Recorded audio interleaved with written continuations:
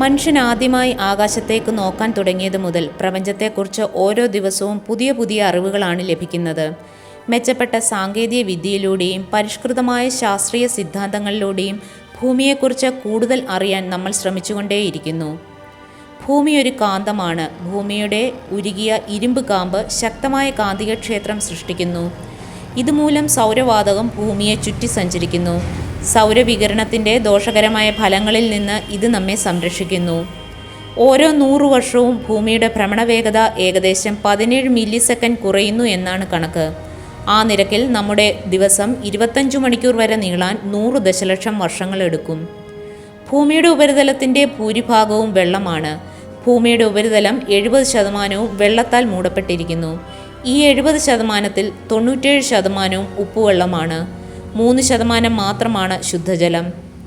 ഭൂഗോളത്തിൻ്റെ വിവിധ ഭാഗങ്ങളിലുള്ള പാറകളെ പഠിച്ചുകൊണ്ട് ശാസ്ത്രജ്ഞർ നമ്മുടെ ഗ്രഹത്തിന് ഏകദേശം 4.5 ബില്യൺ വർഷം പഴക്കമുണ്ടെന്ന് കണക്കാക്കിയിട്ടുണ്ട്. ഭൂമി പെട്ടെന്ന് കറങ്ങുന്നത് നിർത്തിയാൽ എന്താണ് സംഭവിക്കുന്നത്?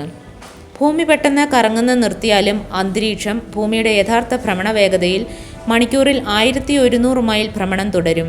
അതോടെ പാറകൾ, മേൽമണ്ണ്, മരങ്ങൾ, കെട്ടിടങ്ങൾ തുടങ്ങിയ ഭൗമ ഉപരിതലത്തിലെ എല്ലാ വസ്തുക്കളും അന്തരീക്ഷത്തിലേക്ക് ഒഴുകിപ്പോകും.